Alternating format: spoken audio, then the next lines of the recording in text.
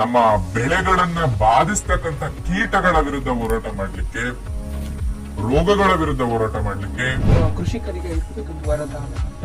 So ಹಾಗಿದ್ದಾಗ ಇದರ ಉಪಯೋಗಗಳನ್ನ ನಾವು ನೋಡೋದಾದ್ರೆ ಅಂದ್ರೆ ಯಾವೆಲ್ಲ ರೀತಿಯಲ್ಲಿ ಕೃಷಿ ಭೂಮಿಗೆ ಇದರ ಒಂದು ಉಪಯೋಗ ಇದೆ, ಇದನ್ನ ಬಳಸೋದ್ರಿಂದ ಏನೆಲ್ಲ ಲಾಭಗಳಿದಾವೆ. ಸಾಯಿಲ್ ಮಣ್ಣಿನಿಂದ ಬರ್ತಕ್ಕಂಥ ಪ್ರಾಬ್ಲಮ್ಸ್ ಏನೇನಿದೆ ಅದೆಲ್ಲದ್ರ ವಿರುದ್ಧ ಇದು ಹೋರಾಟ ಮಾಡ್ಲಿಕ್ಕೆ ನಮ್ಗೆ ಇಲ್ಲಿ ಅವಕಾಶ ಇದೆ. ಸೊ ಇದರಲ್ಲಿ ಅಡಗಿರುವ ಅಂಶಗಳು ಅಂದ್ರೆ ಏನೇನು ಅಂಶಗಳು ಅಡಗಿದೆ ಅದ್ರ ಬಗ್ಗೆ ನಮ್ಗೆ ತಿಳಿದಿಲ್ಲ.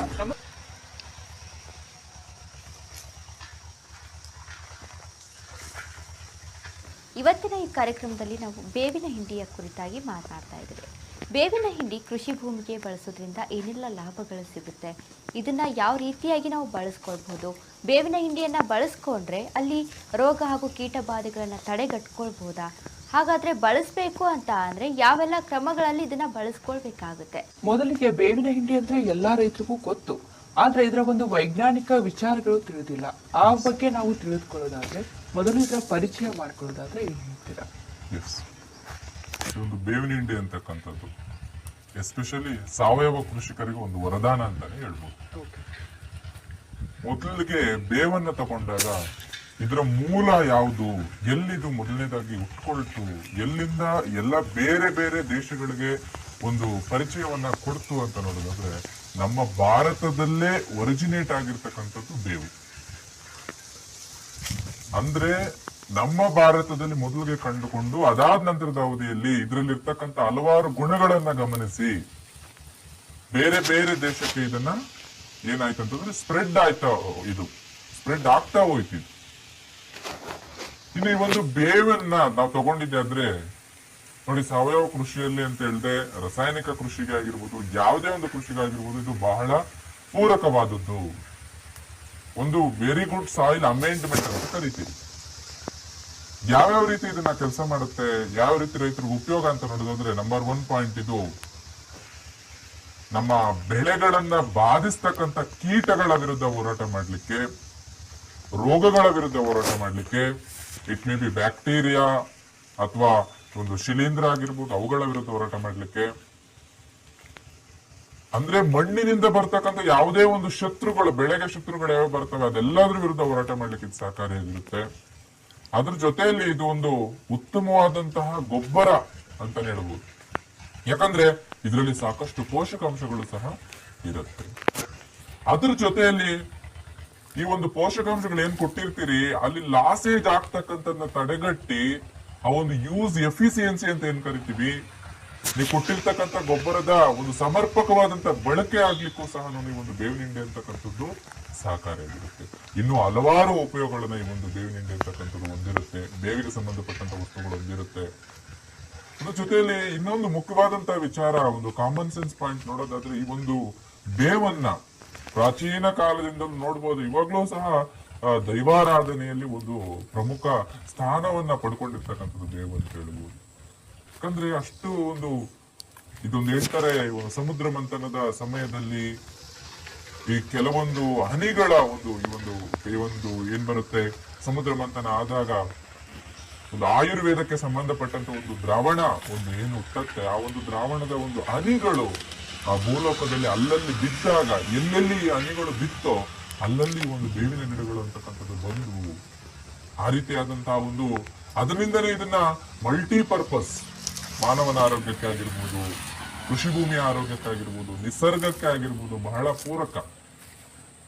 ಮತ್ತೆ ಹಳೆ ಕಾಲದಲ್ಲಿ ಏನ್ ಕರಿತಿದ್ರು ಅಂದ್ರೆ ಇದನ್ನ ವಿಲೇಜ್ ಫಾರ್ಮಸಿ ಅಂತ ಕರಿತಾ ಇದ್ರು. ವಿಲೇಜ್ ಫಾರ್ಮಸಿ ಅಂತಂದ್ರೆ ಏನು, all the medicines are available.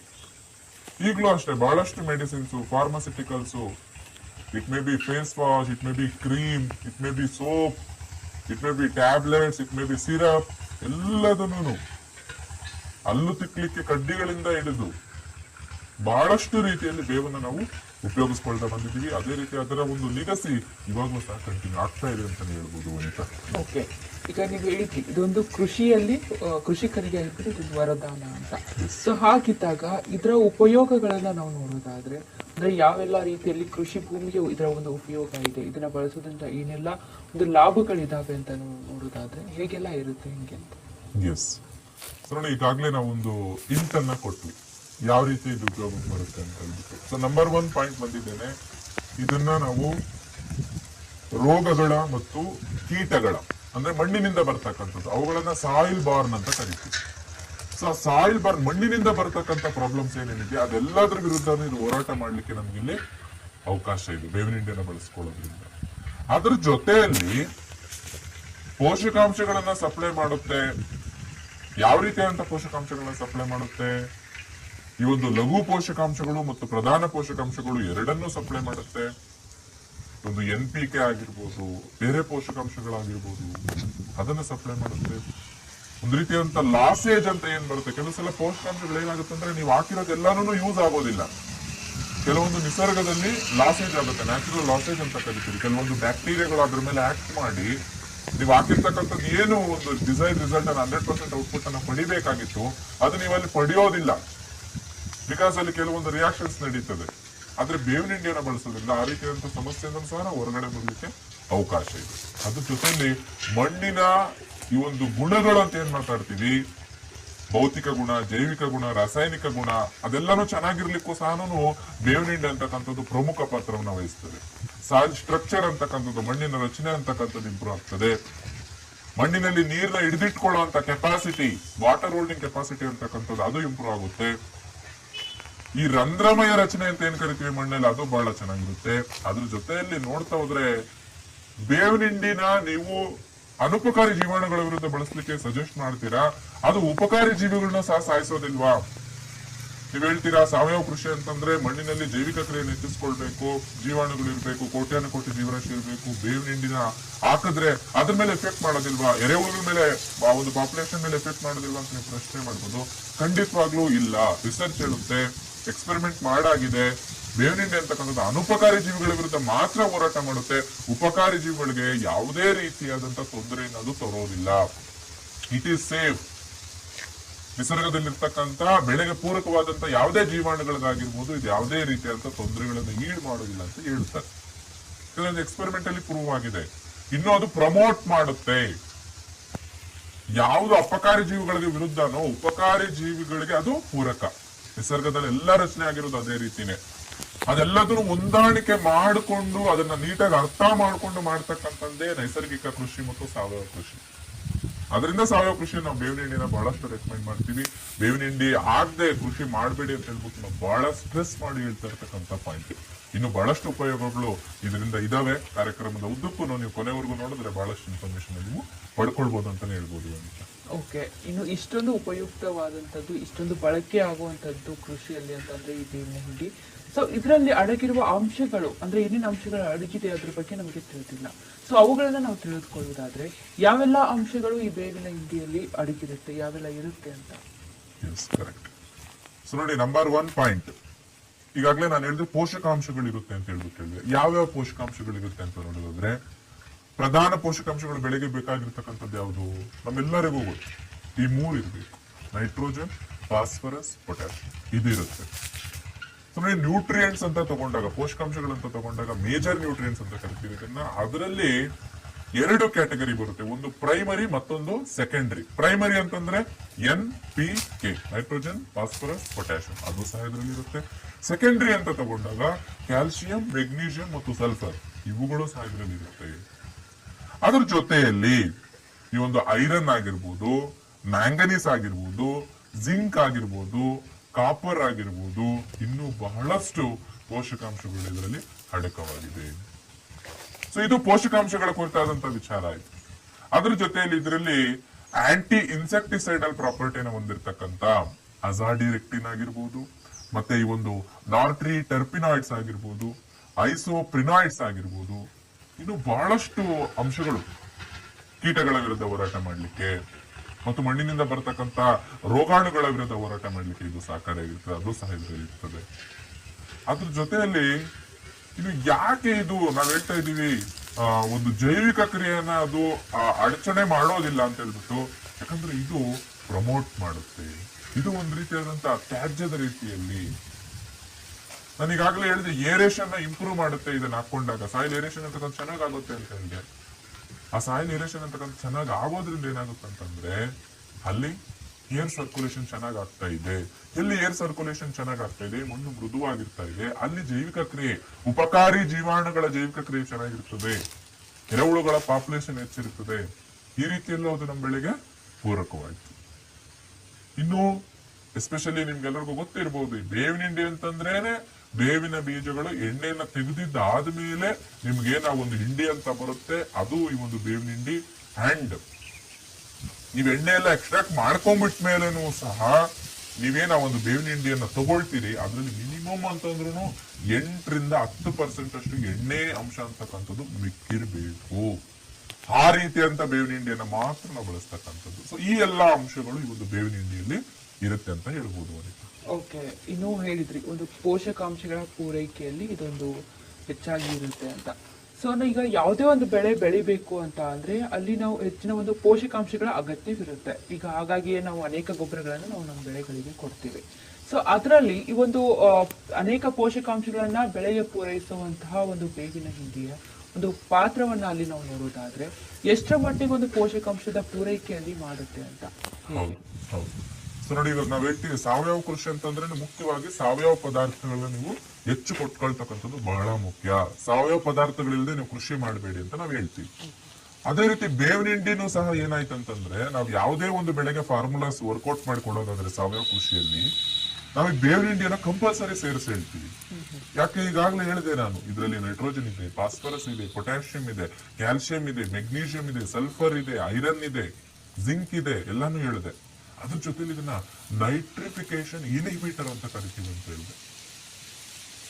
ಏನು ನೈಟ್ರಿಫಿಕೇಶನ್ ಅಂತಂದ್ರೆ, ಇವಾಗ ನೀವು ಹಾಕಿರ್ತೀರ ಯಾವುದೋ ಒಂದು ಫರ್ಟಿಲೈಸರ್ ಅಂತಾನೆ ತಗೊಳ್ಳಿ, ಅದರಲ್ಲಿ ಎಫಿಕಸಿ ಅಂತಕ್ಕಂಥದ್ದು, ಇದನ್ನ ಎಷ್ಟು ಹಾಕಿದ್ರೆ ಎಷ್ಟು ಬೆಳೆಗೆ ಉಪಯೋಗ ಆಗೋ ರೀತಿಯಲ್ಲಿ ಅದು ಡಿಸ್ಚಾರ್ಜ್ ಆಗಿದೆ ಅಂತ ನೋಡೋದಾದ್ರೆ, ಅದು ಉಪಯೋಗ ಮಾಡ್ಕೊಂಡಿದೆ ಅಂತ ನೋಡೋದಾದ್ರೆ, ಆ ರೇಷಿಯೋ ವರ್ಕೌಟ್ ಆದಾಗ ನೈಟ್ರೋಜನ್ ಅಂತಕ್ಕಂಥ ಅಂಶ ಬಹಳ ಲಾಸ್ ಆಗ್ತಕ್ಕಂಥ ಒಂದು ಪೋಷಕಾಂಶ. ಅದೇ ಬೇವಿನ ಹಿಂಡಿಯನ್ನ ಬಳಸೋದ್ರಿಂದ ಯಾವ ಈ ಒಂದು ನೈಟ್ರಿಫಿಕೇಶನ್ ಅಂತಕ್ಕಂಥ ಒಂದು ಕ್ರಿಯೆಯನ್ನ, ಈ ಒಂದು ಕೆಮಿಕಲ್ ಪ್ರೋಸೆಸ್ ಅನ್ನ ನಡೆಸುತ್ತೆ, ಆ ಪ್ರೋಸೆಸ್ ಅನ್ನ ಮಾಡ್ತಕ್ಕಂಥ ಬ್ಯಾಕ್ಟೀರಿಯಾಗಳ ಪಾಪ್ಯುಲೇಷನ್ ಅನ್ನ ಈ ಒಂದು ಬೇವಿನ ಹಿಂಡಿಯಲ್ಲಿ ರಿಲೀಸ್ ಆಗ್ತಕ್ಕಂಥ ಅಂಶಗಳು, ಈ ಅಜಾಡ್ರೆಕ್ಟಿನ್ ಆಗಿರ್ಬೋದು, ನಾಟ್ರಿ ಟೆರ್ಪಿನಾಯ್ಡ್ಸ್ ಆಗಿರ್ಬೋದು, ಐಸೋಪ್ರಿನಾಯ್ಡ್ಸ್ ಆಗಿರ್ಬೋದು, ಇವುಗಳು ಏನ್ ಮಾಡಿದ್ರೆ ಇನ್ಹಿಬಿಟ್ ಮಾಡ್ತದೆ. ಅಲ್ಲಿ ನೀವು ಹಾಕಿರ್ತಕ್ಕಂಥ ಪೋಷಕಾಂಶಗಳ ಸಮರ್ಪಕ ಬಳಕೆ ಅಂತಕ್ಕಂಥದ್ದು ವಿತೌಟ್ ವೇಸ್ಟೇಜ್ ಇಲ್ಲಿ ಆಗ್ಲಿಕ್ಕೆ ನಮ್ಗೆ ಅವಕಾಶ ಇದೆ. ಅದ್ರ ಜೊತೆಯಲ್ಲಿ ತ್ಯಾಜ್ಯ ಪ್ರಮಾಣದ ಒಂದು ಪೂರೈಕೆಯನ್ನು ಸಹ ಇದು ಮಾಡ್ತು. ನಾವ್ ಹೇಳ್ತೀವಿ ಪರ್ ಪ್ಲಾಂಟ್ ಮಿನಿಮಮ್ ಅಂತ 1/2 kg 1 kg ಬೇಸ್ಡ್ ಆನ್ ಅದ್ರಲ್ಲಿ ಇರ್ತಕ್ಕಂಥ ಆಯಿಲ್ ಕಂಟೆಂಟ್ ಮೇಲೆ ನಾವು ರೆಕಮೆಂಡ್ ಮಾಡ್ತಕ್ಕಂಥದ್ದು. ಯಾಕಂದ್ರೆ ಇದು ಮುಖ್ಯವಾಗಿ ನೀವು ಆಗ್ತಾ ಇರ್ತಕ್ಕಂಥ ಉದ್ದೇಶ ಸಾವಯವ ತ್ಯಾಜ್ಯ ಪದಾರ್ಥಗಳಲ್ಲಿ ಇದು ಒಂದು ಅಂತ ಆಗೋದ್ರ ಜೊತೆಗೆ, ಬಿಕಾಸ್ ಇದು ನಿಮ್ಮ ಮಣ್ಣಿನಲ್ಲಿರ್ತಕ್ಕಂಥ ಶತ್ರುಗಳ ವಿರುದ್ಧ, ಬೆಳೆನ ಕಾಡ್ತಕ್ಕಂಥ ರೋಗಾಣುಗಳ ವಿರುದ್ಧ, ಕೀಟಾಣುಗಳ ವಿರುದ್ಧ ಹೋರಾಟ ಮಾಡ್ಲಿಕ್ಕೆ ಬಳಸೋದ್ರಿಂದ ಈ ರೀತಿಯಾದಂತ ಅಂಶಗಳನ್ನ ಗಮನದಲ್ಲಿಟ್ಕೊಂಡು ಇದನ್ನ ಬಳಸಬೇಕಾಗುತ್ತೆ. ಅದ್ರ ಜೊತೆಲಿ ನೋಡಿ 5 to 10% of organic matter requirement ಅನ್ನ ಫುಲ್ಫಿಲ್ ಮಾಡುವಂತ ಎಬಿಲಿಟಿಯನ್ನ ಇದು ಹೊಂದಿದೆ. ಆರ್ಗ್ಯಾನಿಕ್ ಮ್ಯಾಟರ್ ಫುಲ್ಫಿಲ್ಮೆಂಟ್ ಮಾಡ್ತಾ ಇದೀರಿ ಅಂತಂದ್ರೆ ಏನು, ಅದರಲ್ಲಿರ್ತಕ್ಕಂಥ ಪೋಷಕಾಂಶಗಳನ್ನ ನಾವು ಬಳಸ್ತಕ್ಕಂಥ ಈ ಒಂದು ಜೈವಿಕ ಗೊಬ್ಬರದಲ್ಲಿರ್ತಕ್ಕಂಥ ಜೀವಾಣುಗಳು ಸಾಲ್ಯುಬಲೈಸ್ ಮಾಡಿನೋ ಮೊಬಿಲೈಸ್ ಮಾಡಿನೋ ಯಾವುದೋ ಒಂದು ರೀತಿಯಾದಂತ ಪ್ರೋಸೆಸ್ ಅನ್ನ ಮಾಡಿ ಬೆಳೆಗೆ ಸಿಕ್ಕುವ ರೀತಿಯಲ್ಲಿ ಪೋಷಕಾಂಶನ ರಿಲೀಸ್ ಮಾಡ್ತಕ್ಕಂಥ ಒಂದು ಕೆಟಲಿಸ್ಟ್ ರೀತಿಯಲ್ಲಿ ಆಕ್ಟ್ ಮಾಡಿ ಬೆಳೆಗೆ ಬೇಕಾಗಿರ್ತಕ್ಕಂಥ ಪೋಷಕಾಂಶಗಳನ್ನ ಕೊಡ್ತಕ್ಕಂಥ ಎಬಿಲಿಟಿ ನೀವು ಹೊಂದಿರ್ತವೆ. ಈ ರೀತಿಯಾದಂತ ಪೋಷಕಾಂಶದ ಒಂದು ಅಂಶವನ್ನ ನಾವು ಈ ಒಂದು ಬೇವಿನ ಹಿಂಡಿಯಲ್ಲಿ ಕಾಣ್ಬೋದು. ಓಕೆ, ಈಗ ನಾವು ಯಾವುದೇ ಒಂದು ವಸ್ತುವನ್ನ ಬಳಸುವಾಗ ಅದರ ಪ್ರಾಮುಖ್ಯತೆ ಎಷ್ಟು, ಅದನ್ನ ಬಳಸ್ಕೊಂಡ್ರೆ ಏನೆಲ್ಲ ಉಪಯೋಗಗಳಾಗುತ್ತೆ, ಮೊದಲಿಗೆ ಇದ್ರ ಬಗ್ಗೆ ನಾವು ತಿಳಿದುಕೊಂಡು ನಂತರ ಅದರ ಒಂದು ಬಳಕೆಯನ್ನ ಮಾಡಬೇಕಾಗುತ್ತೆ. ಸೊ ಹಾಗೆ ನೋಡಿದಾಗ ಈ ಬೇವಿನ ಹಿಂಡಿಯಲ್ಲಿ ಇಷ್ಟೆಲ್ಲ ಅಂಶಗಳು ಅಡಗಿದೆ ಎಂಬ ವಿಚಾರವೇ ನಮಗೆ ತಿಳಿದಿರೋದಿಲ್ಲ. ಸೊ ಯಾರೋ ಹೇಳಿದ್ರು ಅಂತ ನಾವು ಕೃಷಿ ಭೂಮಿಗೆ ಬಳಕೆ ಮಾಡ್ತಾ ಇರ್ತೇವೆ. ಸೊ ಇದು ಬೇವಿನ ಹಿಂಡಿಯ ಪ್ರಾಮುಖ್ಯತೆ ಎಷ್ಟಿದೆ ಎಂಬುದು ನಾವೀಗ ತಿಳಿದುಕೊಳ್ತಾ ಹೋಗ್ತಾ ಇದ್ದೇವೆ. ಸೊ ಹಾಗೆ ನೋಡಿದಾಗ ಒಂದು ಕೀಟ ಬಾಧೆಯಲ್ಲಿ, ಈ ಕೀಟ ಬಾಧೆ ಹೆಚ್ಚಾಗಿ ಒಂದು ಕಾಡ್ತಾ ಇರುವಂತಹ ಸಮಯದಲ್ಲಿ ಆಗಿರ್ಬೋದು, ಅಥವಾ ಕೀಟ ಬಾಧೆ ಬರುವಂತಹ ಮುನ್ನೆಚ್ಚರಿಕೆವಾಗಿ ಇರ್ಬೋದು, ಆ ಒಂದು ಕೀಟ ನಿರ್ವಹಣೆಯಲ್ಲಿ ಬೇವಿನ ಹಿಂಡಿಯ ಪಾತ್ರ ಎಷ್ಟಿದೆ ಅಂತ ನಾವು ತಿಳಿದುಕೊಳ್ಳೋದಾದ್ರೆ, ಇದು ಒಂದು ಬೇವಿನ ಹಿಂಡಿ ಎಷ್ಟೆಲ್ಲ ಪಾತ್ರ ವಹಿಸುತ್ತೆ ಒಂದು ಕೀಟ ನಿರ್ವಹಣೆಯಲ್ಲಿ, ಹೇಗೆ ಅಂತ. ಎಸ್, ಯಾವ ರೀತಿಯಂತ ಕೀಟಗಳ ವಿರುದ್ಧ ಇದು ಹೋರಾಟ ಮಾಡುತ್ತೆ ಅಂತ ಹೇಳ್ಬಿಟ್ಟು ತಿಳ್ಕೊಳ್ಳೋಣ. ಬಹಳ ಜನ ರೈತರಿಗೆ ಗೊತ್ತು ಇದು ಕೀಟದ ವಿರುದ್ಧ ಹೋರಾಟ ಮಾಡುತ್ತೆ ಅಂತ. ಯಾವ ಕೀಟಗಳಿಗೆ ಇದನ್ನು ಬಳಸ್ಬೋದು ಅಂತ ಹೇಳಿದ್ರೆ, ಮೇನ್ ಆಗಿ ಒಂದು ಪ್ಲಾಂಟೇಶನ್ ಕ್ರಾಪ್ಸ್, ಅಡಿಕೆ, ತೆಂಗು, ಕಬ್ಬು, ಅಂದ್ರೆ ತೆಂಗು ಪ್ಲಾಂಟೇಶನ್, ಈ ಒಂದು ಕಬ್ಬು ಅಂತಕ್ಕಂಥ ಪ್ಲಾಂಟೇಶನ್ ಕ್ರಾಪ್ ಕೆಳಗಡೆ ಬರೋದಿಲ್ಲ, ಅಡಿಕೆ ಮತ್ತು ತೆಂಗು ಬರುತ್ತೆ. ಅದ್ರ ಜೊತೆಲಿ ಒಂದು ಕಮರ್ಷಿಯಲ್ ಕ್ರಾಪ್ ಆಗಿರ್ತಕ್ಕಂಥ ಕಬ್ಬು ಆಗಿರ್ಬೋದು, ಅಥವಾ ಈ ಒಂದು ಯೂನಿವರ್ಸಲ್ ಪೆಸ್ಟ್ ಅಂತಾನೆ ಕರಿತೀವಿ ಈ ಒಂದು ಗೊಣ್ಣೆ ಹುಳು ಅಥವಾ ಬೇರು ಹುಳು. ಅದ್ರ ವಿರುದ್ಧ ಹೋರಾಟ ಮಾಡ್ಲಿಕ್ಕೆ ಬೇವಿನ ಹಿಂಡಿ ಅಂತಕ್ಕಂಥದ್ದು ರಾಮಬಾಣದ ರೀತಿಯಲ್ಲಿ ಆಕ್ಟ್ ಮಾಡುತ್ತೆ. ಇದನ್ನು ಹೊರತುಪಡಿಸಿ ನೀವು ಬೇರೆ ಯಾವುದೋ ಮ್ಯಾನೇಜ್ಮೆಂಟ್ ಪ್ರಾಕ್ಟೀಸಸ್ ಮಾಡ್ಕೊಂಡು ಕುತ್ಕೊಂಡ್ರು ಸಹ ಅಷ್ಟು ಎಫೆಕ್ಟಿವ್ ಆಗಿ ನಿಮ್ಗೆ ಕಂಟ್ರೋಲ್ ಬರೋದಿಲ್ಲ. ಯಾಕೆ? ಆ ಒಂದು ಕೀಟದ ವಿರುದ್ಧ ಹೋರಾಟ ಮಾಡ್ಲಿಕ್ಕೆ ಇದರಲ್ಲಿ ಅಜಾಡಿರೆಕ್ಟಿನ್ ಅಂತಕ್ಕಂಥ ಒಂದು ಅಂಶ ಇದೆ. ನೀವು ಯಾವುದೇ ರಾಸಾಯನಿಕಗಳನ್ನ ಸತತವಾಗಿ ಬಳಸ್ಕೊಂಡ್ಬಂದ್ರೆ ಏನಾಗುತ್ತಂತಂದ್ರೆ, ಈ ಒಂದು ಕೀಟಗಳು sir once upon A time ಇದೇ ಕೀಟನಾಶಕ ಬಳಸ್ತಾ ಇದ್ದೆ ನಾನು, ಕಂಟ್ರೋಲ್ ಆಗ್ತಾ ಇತ್ತು, ಇವಾಗ ಆಗ್ತಾ ಇಲ್ಲ ಅಂತ ಹೇಳ್ತಾರೆ. ಯಾಕಂತಂದ್ರೆ ಆ ಒಂದು ಕೀಟನಾಶಕದ ವಿರುದ್ಧ, ಆ ಒಂದು ಶಿಲೀಂಧ್ರನಾಶಕದ ವಿರುದ್ಧ ಈ ಒಂದು ಅನುಪಕಾರಿ ಜೀವಿಗಳು ಅಂತಕ್ಕಂಥದ್ದು ರೆಸಿಸ್ಟೆನ್ಸ್ ಅನ್ನ ಡೆವಲಪ್ ಮಾಡ್ಕೊಂಡಿದೆ. ನೀವೆಷ್ಟೇ ಬಳಸಿದ್ರು ಸಹ ಅವು ಕಂಟ್ರೋಲ್ ಆಗೋದಿಲ್ಲ. ತಮ್ಮ ಒಂದು ದೇಹದಲ್ಲಿ ಅದು ಆ ಒಂದು ನೀವು ಬಳಸ್ತಾ ಇರ್ತಕ್ಕಂಥ ಕೀಟನಾಶಕದ ವಿರುದ್ಧನೋ ಯಾವುದೋ ಒಂದು ರಾಸಾಯನಿಕ ವಿರುದ್ಧನೋ ಅದನ್ನ ತಟ್ಕೊಂಡು ಬೆಳೀತಕ್ಕಂಥ ಎಬಿಲಿಟಿಯನ್ನ ಡೆವಲಪ್ ಮಾಡ್ಕೊಂಡ್ಬಿಟ್ಟಿದೆ. ಆದ್ರೆ ಬೇವಿನ ಹಿಂಡಿ ಅಂತಕ್ಕಂಥದ್ದು, ಬೇವಿನ ಎಣ್ಣೆ ಅಂತಕ್ಕಂಥದ್ದು, ಬೇವಿಗೆ ಸಂಬಂಧಪಟ್ಟ ಯಾವುದೇ ಪದಾರ್ಥ ಆಗಿರ್ಬೋದು, ಪ್ರಾಚೀನ ಕಾಲದಿಂದಲೂ ನಮ್ಮ ಪೂರ್ವಜರ ಕಾಲದಿಂದಲೂ ಎಫೆಕ್ಟಿವ್. ಯಾಕಂತಂದ್ರೆ ಬೇವಿಗೆ ಸಂಬಂಧಪಟ್ಟಂತ ಯಾವುದೇ ಪದಾರ್ಥ ಆಗ್ಲಿ ಹಾರ್ಮೋನಲ್ ಸಿಸ್ಟಮ್ ಮೇಲೆ ಆಕ್ಟ್ ಮಾಡ್ತಾ ಇದೆ.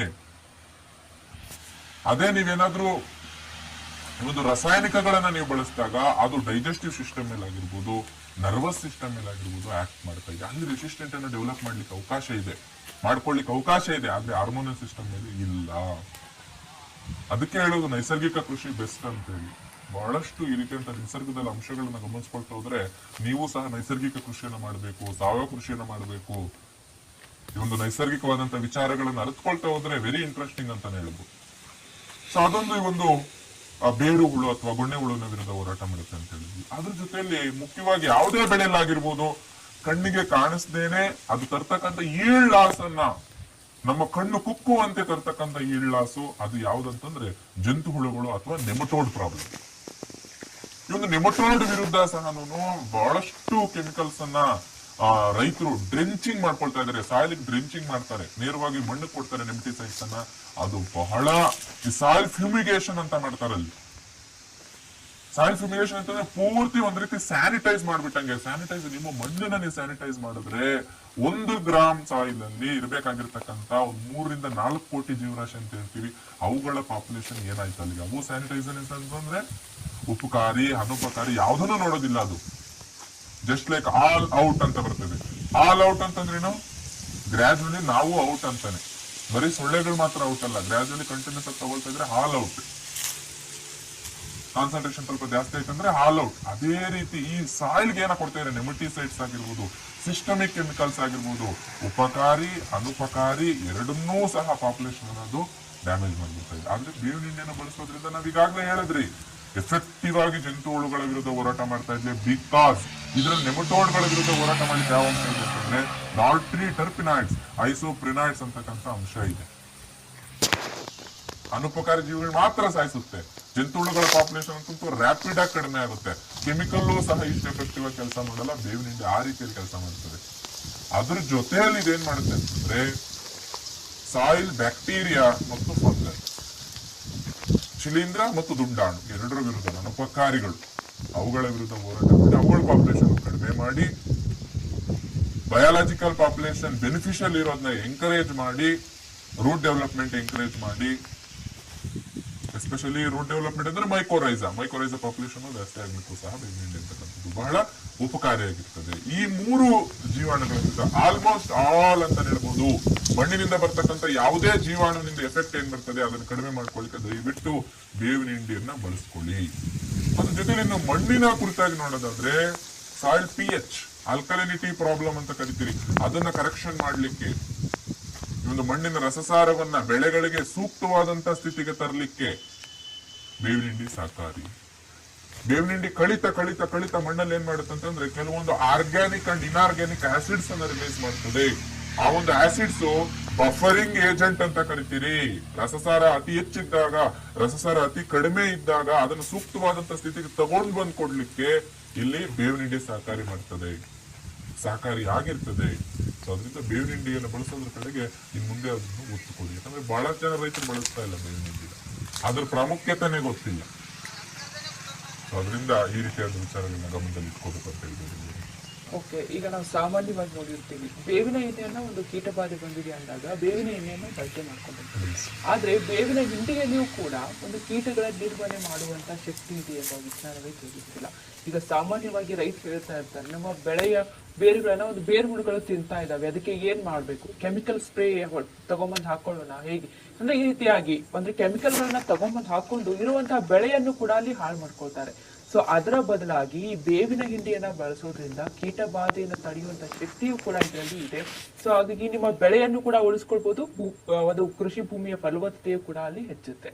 ಹಾಗಾದ್ರೆ ಈ ಬೇವಿನ ಹಿಂಡಿಯನ್ನ ಬಳಸುವಾಗ ಏನೆಲ್ಲ ಎಚ್ಚರಿಕೆ ಕ್ರಮಗಳನ್ನ ವಹಿಸಬೇಕು, ಅದೇ ರೀತಿಯಾಗಿ ಹೇಗೆಲ್ಲ ಒಂದು ಆಯ್ಕೆ ಮಾಡ್ಕೊಳ್ಬೇಕು, ಬೇವಿನ ಹಿಂಡಿಯನ್ನ ಯಾವ ರೀತಿಯಲ್ಲಿ ಆಯ್ಕೆ ಮಾಡ್ಕೊಂಡು ಯಾವ ರೀತಿಯಲ್ಲಿ ಬಳಕೆ ಮಾಡ್ಕೊಳ್ಬೇಕು, ಈ ಬಗ್ಗೆ ನಾವು ತಿಳಿದುಕೊಳ್ಳೋದಾದ್ರೆ ಇದರ ಒಂದು ಬಳಕೆಯ ವಿಚಾರದಲ್ಲಿ ಅದರ ಜೊತೆಗೆ ಒಂದು ಆಯ್ಕೆಯ ವಿಚಾರದಲ್ಲಿ ನಾವು ನೋಡಿದಾಗ ಹೇಗೆಲ್ಲ ಅಲ್ಲಿ ಮಾಡ್ಕೊಳ್ಬೇಕಾಗುತ್ತೆ ಹೆಂಗೆ ಅಂತ. ಎಸ್, ಮೋಸ್ಟ್ ಇಂಪಾರ್ಟೆಂಟ್ ಪಾಯಿಂಟ್ ಇದು. ಸೊ ಸಾಮಾನ್ಯವಾಗಿ ರೈತರು ಏನ್ ಮಾಡ್ತಾ ಇದಾರೆ, ಬೇವಿನ ಹಿಂಡಿ ಹಾಕ್ಬೇಕು, ತಗೊಂಡ್ಬಂದಿದೀವಿ, ಹಾಕ್ತಿವಿ. ಎಷ್ಟು ಹಾಕಿದೀರಾ? 1 ಟನ್ ಹಾಕಿದೀನಿ ಸರ್, 2 ಟನ್ ಹಾಕಿದೀನಿ ಸರ್, ಆದ್ರೂ ಯಾವುದೇ ಉಪಯೋಗ ಇಲ್ಲ ಅಂತ ಹೇಳ್ತಾರೆ. Yes, this happens. ಯಾಕಂತಂದ್ರೆ ಕ್ವಾಂಟಿಟಿಗಿಂತಾನು ಪ್ರಮಾಣಕ್ಕಿಂತಾನು ಕ್ವಾಲಿಟಿ ಬಹಳ ಇಂಪಾರ್ಟೆಂಟ್. ಕ್ವಾಲಿಟಿ ಅಂತಂದ್ರೆ ಏನು ಸರ್ ಬೇವಿನ ಹಿಂಡಿಯಲ್ಲಿ ಅಂತ ನೋಡೋದಾದ್ರೆ, ಅಜಾಡಿರೆಕ್ಟಿನ್ ಅಂತಕ್ಕಂಥ ಅಂಶ ನಾನು ಈಗಾಗಲೇ ಹೇಳಿದೆ, ಮುಖ್ಯವಾದಂತ ಅಂಶ ಇದೇನೆ ಬೇವಿನಲ್ಲಿ. ಅದು 8ರಿಂದ 10% ಮಿನಿಮಮ್ ಇರಬೇಕು ನಿಮ್ ಬೇವಿನ ಹಿಂಡಿಯಲ್ಲಿ. ಪೂರ್ತಿ 8ರಿಂದ 10% ಇಲ್ಲದೆ ಇರತಕ್ಕಂಥ ಬೇವಿನ ಹಿಂಡಿಯನ್ನ ನೀವು ತಗೊಂಬಂದ್ರೆ, ಅಂದ್ರೆ ಆಯಿಲ್ ಕಂಟೆಂಟ್ ನಾನು ಹೇಳ್ತಾ ಇರೋದು, ಆಯಿಲ್ ಕಂಟೆಂಟ್ ಅಂತಂದ್ರೆ ಆ ಒಂದು ಅಜಾಡಿರೆಕ್ಟಿನ್ ಉಳ್ಳ ಅಂತ ಒಂದು ಅಂಶ. ಸಮಟೈಮ್ಸ್ 5% ಮಿನಿಮಮ್ ಅಂತ ಹೇಳ್ತಾರೆ ಕೆಲವೊಂದು ಸಮಸ್ಯೆಗಳಿಗೆ.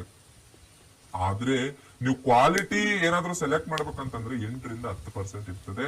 ಅದು ಪೂರ್ತಿ ಡ್ರೈ ಆಗಿರೋದ್ರಿಂದ ಎಣ್ಣೆ ಅಂಶ ಅಂತಕ್ಕಂಥದ್ದು ಅದರಲ್ಲಿ ಇರುತ್ತೆ. ಇವಾಗ ನೋಡಿ ಬ್ಯಾಕ್ ಗ್ರೌಂಡ್ ಅಲ್ಲಿ ನೋಡ್ತಾ ಇರ್ಬೋದು, ಅದು ಯಾವ ರೀತಿ ಕಾಣಿಸ್ತಾ ಇದೆ ನಿಮ್ಗೆ ನೋಡಿ. ಇವಾಗ ನೋಡ್ತಾ ಇರತಕ್ಕಂಥದ್ದು ನೀವು ಸ್ವಲ್ಪ ಡ್ರೈ ಇದೆ ನೋಡಿ, ಇದನ್ನ ನೋಡಿ ನೀವು ಯಾವ ರೀತಿ ಕಾಣಿಸ್ತಾ ಇದೆ ಅಂತಂದ್ರೆ, ಆ ಒಂದು ಕೇಕ್ಸ್ ರೀತಿಯಲ್ಲಿ ಏನ್ ಕಾಣಿಸ್ತಾ ಇದೆ ಅದ್ರಲ್ಲಿ ಆಯಿಲ್ ಇರ್ತಕ್ಕಂಥದ್ದು ನಮ್ಗೆ ಗೊತ್ತಾಗ್ತಾ ಇದೆ. ಆ ರೀತಿಯಾಗಿ ಇರ್ಬೇಕು. ಬಹಳಷ್ಟು ಕಳಬೆರಕೆ ಮಾಡಿ ರೈತರನ್ನ ಚೀಟಿಂಗ್ ಮಾಡ್ತಾ ಇರ್ತಕ್ಕಂಥದ್ದನ್ನ ನಾವು ನೋಡ್ಬೋದು.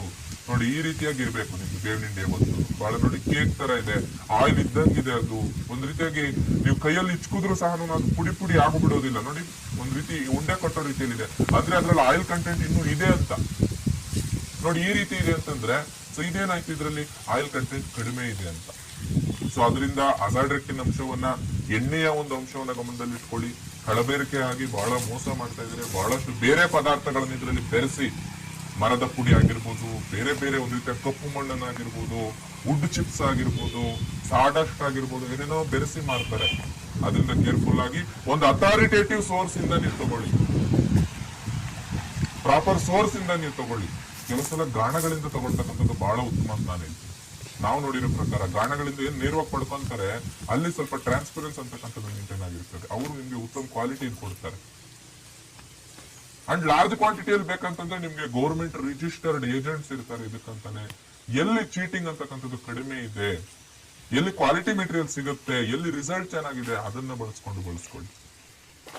ಅದ್ರ ಜೊತೆಲಿ ಇದನ್ನ ಬಳಸಬೇಕಾದಂದ್ರೆ ನಾವ್ ಏನು ಮುನ್ನೆಚ್ಚರಿಕೆ ಕ್ರಮಗಳನ್ನ ನೋಡ್ಕೋಬೇಕು ಅಂತಂದ್ರೆ, ಈ ಒಂದು ಬೇವಿನ ಹಿಂಡಿನ ಯಾವಾಗ ಕೊಡ್ಬೇಕು ಅಂತ, ನೀವು ಲಾಸ್ಟ್ ಕೊನೆ ಉಳುಮೆ ಮಾಡ್ಬೇಕಾದ್ರೆ ಏನು ಕೊಟ್ಟಿಗೆ ಗೊಬ್ಬರ ಸೇರಿಸಿ ಅಂತ ಹೇಳ್ತೀವಿ, ಆ ಟೈಮ್ ನಲ್ಲಿ ಕೊಟ್ಕೊಳ್ಳಿ. ಅಂಡ್ ಆ ಟೈಮ್ ನಲ್ಲಿ ಯಾವ ತರ ಕೊಡ್ಬೇಕು, ಮಣ್ಣಿದೆ ಅಲ್ವಾ ನಿಮ್ಮ ಮಣ್ಣಿನ ಮೇಲ್ಪದರದ 6 ಇಂಚುಗಳಷ್ಟು ಒಂದು ಆಕ್ಯುಪೇಷನ್ ಲ್ಯಾಂಡ್ ಆಕ್ಯುಪೈ ಆಗಿರ್ತದೆ. 6 ಇಂಚಿನಷ್ಟು ಡೆಪ್ತ್ಗೆ ಬೇವಿನ ಹಿಂಡಿ ಅಂತ ನೀಟಾಗಿ ಮಿಕ್ಸ್ ಆಗ್ಬೇಕು. ಒಂದೊಂದ್ ಹತ್ರ ಹಾಕ್ಬಿಡೋದಿಲ್ಲ. ಕೆಲವ್ರು ಏನ್ ಮಾಡ್ತಾ ಇರ್ತಾರೆ, ಗಿಡದ ಆ ಕಡೆ ಗಿಡದ ಈ ಕಡೆ ಯಾವ್ದೋ ಒಂದ್ ರೀತಿ ಯೂರಿಯಾ ಪೊಟ್ಯಾಶಿಯಂ ಆ ರೀತಿ ಹಾಕ್ತಾರೆ. ಆ ರೀತಿ ಹಾಕಂಗಿಲ್ಲ. ಮಣ್ಣಲ್ಲಿ ನೀಟಾಗಿ ಮಿಕ್ಸ್ ಮಾಡ್ಕೊಂಡ್ಬಿಟ್ರೆ ಅದೇನಾಗುತ್ತೆ, ಎಲ್ಲಾ ಕಡೆ ಆ ಬೇವಿನ ಹಿಂಡಿಯ ಒಂದು ಅಂಶ ಆ ಕಳಿತ ಅಜಾಡಿರೆಕ್ಟಿನ್ ಮತ್ತೆ ನಾನು ಏನ್ ಹೇಳಿದೆ ಐಸೋಪ್ರಿನಾಯ್ಡ್ಸ್, ಈ ಅಂಶಗಳೆಲ್ಲಾನು ರಿಲೀಸ್ ಆಗ್ತಾ ಹೋಗ್ತದೆ. ಮಣ್ಣು ಪೂರ್ತಿ ನಿಮ್ಗೆ ಏನಾಯ್ತು, ಅಲ್ಲಿ ಬೇವಿನ ಅಂಶದಿಂದ ಕೂಡಿತು, ಅಲ್ಲಿ ಎಫೆಕ್ಟ್ ಜಾಸ್ತಿ. ಅದು ಸರಿಯಾದಂತ ಬಳಕೆ. ಅಂಡ್ ಬಳಸಿದ್ದಾದ್ಮೇಲೆ ತೇವಾಂಶವನ್ನ ಕಾಪಾಡ್ಕೊಳ್ತಕ್ಕಂಥದ್ದು. ನೀಟಾಗಿ ಬಳಸಿದಾದ್ಮೇಲೆ ಅದನ್ನ ಡ್ರೆಂಚಿಂಗ್ ಕೊಟ್ಕೊಂಡ್ಬಿಡಿ. ಪೂರ್ತಿ ಡ್ರೈ ಆದ್ರೂ ಸಹ ಏನಾಗ್ತದೆ, ನಾನು ಈಗಾಗಲೇ ಹೇಳಿದೆ, ಇದ್ರಲ್ಲಿ ಪೋಷಕಾಂಶಗಳಿದೆ, ಎನ್ ಇದೆ, ಪಿ ಇದೆ, ಕೆ ಇದೆ, ಕ್ಯಾಲ್ಸಿಯಂ ಇದೆ, ಮೆಗ್ನೀಷಿಯಂ ಇದೆ, ಎಲ್ಲ ಏನಾಗ್ತದೆ ಲಾಸ್ ಆಗ್ಲಿಕ್ಕೆ ಇಲ್ಲಿ ಅವಕಾಶ ಇದೆ. ನೇರವಾದ ಬಿಸಿಲು ಬಿದ್ದಾಗ, ನೇರವಾದ ಗಾಳಿ ಬಿದ್ದಾಗ ಅದರಿಂದ ತೇವಾಂಶವನ್ನು ಮೇಂಟೈನ್ ಮಾಡ್ತಕ್ಕಂಥದ್ದು. ಅಥವಾ ಡ್ರಿಪ್ ಇರಿಗೇಷನ್ ಮಾಡ್ತಾ ಇದ್ರೆ ಡ್ರಿಪ್ ಪೈಪ್ ಅಲ್ಲಿ ಎಲ್ಲಿ ನೀರು ಚಿನುಗುತ್ತೆ ಆ ಪೋರ್ಷನ್ಸ್ ಅಲ್ಲಿ ನೀವು ಆದಷ್ಟು ಆ ನೀರ್ನ ಸ್ಪ್ರೆಡ್ ಮಾಡಿಸ್ಕೊಂಡು ಅಲ್ಲಿ ಬೇವಿನ ಹಿಂಡಿಯನ್ನ ಬೆರೆಸ್ಕೊಳ್ತಕ್ಕಂಥದ್ದು, ಡ್ರಿಂಚ್ ಮಾಡ್ತಕ್ಕಂಥದ್ದು. ಆ ರೀತಿ ಮಾಡ್ಕೊಂಡ್ರೆ ಇಮಿಡಿಯೇಟ್ಲಿ ಏನಾಗ್ತದೆ, ಎಫೆಕ್ಟ್ ಚೆನ್ನಾಗಿರುತ್ತದೆ. ಸ್ವಲ್ಪ ತೇವಾಂಶವನ್ನು ಚೆನ್ನಾಗಿ ಮೇಂಟೈನ್ ಮಾಡ್ಕೊಂಡ್ರೆ ಬೇವಿನ ಹಿಂಡಿ ಎಫೆಕ್ಟ್ ಅಂತಕ್ಕಂಥದ್ದು ಚೆನ್ನಾಗಿರುತ್ತೆ ಅಂತ ನಾನು ಹೇಳಲಿಕ್ಕೆ ಇಷ್ಟಪಡ್ತೀನಿ. ಸೊ ಈ ರೀತಿಯಾದಂತಹ ಎಚ್ಚರಿಕೆ ಗಮನಗಳನ್ನು ಇಟ್ಟುಕೊಂಡು ನೀವು ಬೇವಿನ ಹಿಂಡಿಯನ್ನು ಬಳಸ್ಕೊಂಡ್ರೆ ಡಿಸೈರ್ಡ್ ರಿಸಲ್ಟ್, ಡಿಸೈರ್ಡ್ ಸಕ್ಸಸ್. ನೋಡಿ ಎಷ್ಟೊಂದು ನಾವು ಅಡ್ವಾಂಟೇಜಸ್ ಅನ್ನ ಲಿಸ್ಟ್ ಮಾಡ್ಕೊಳ್ತಾ ಬಂದ್ರಿ. ಇದು ಹೇಳ್ಬೇಕಂತಂದ್ರೆ ಬ್ರೀಫ್ ಆಗಿ ಹೇಳ್ತಾ ಇದೀವಿ, ಒಂದೊಂದು ಪಾಯಿಂಟ್ ತಗೊಂಡು ಒಂದೊಂದು ಕಾರ್ಯಕ್ರಮ ಮಾಡ್ಬೋದು.